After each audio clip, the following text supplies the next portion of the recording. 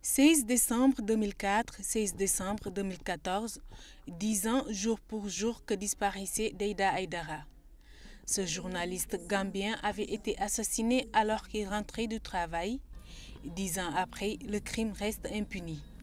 Un film qui retrace son parcours a été projeté pour l'occasion. Deïda had been a very good journalist in the Gambia and a very fearless journalist as well.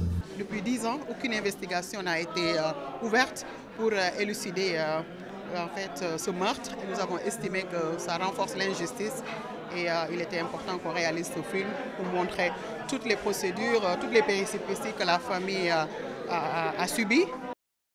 La Cour de la CEDEAO a condamné l'État gambien à ouvrir une enquête pour faire la lumière sur l'affaire Deïda, mais ce dernier ignore l'arrêt. Face au mutisme des autorités de Banjul qui continuent de bafouer les libertés publiques et individuelles, les défenseurs des droits de l'homme réagissent. Le fait que les autorités gambiennes puissent ignorer une décision de la Cour de la CEDEAO, c'est un affront au mécanisme régional des droits de l'homme dans la région. Il est extrêmement important que les chefs d'État africains se réveillent et disent au président Jammeh et à son gouvernement, trop c'est trop, ça fait 20 ans que la situation des droits de l'homme se détériore en Gambie, ça fait 10 ans depuis la mort de Deïda Aïdara, il est temps que le président de la Gambie respecte le droit à la liberté d'expression et permette aux journalistes et aux défenseurs des droits de l'homme de faire leur travail sans avoir peur. Pendant ces 10 ans, la famille du journaliste assassiné n'a pas cessé de se battre pour que justice soit faite.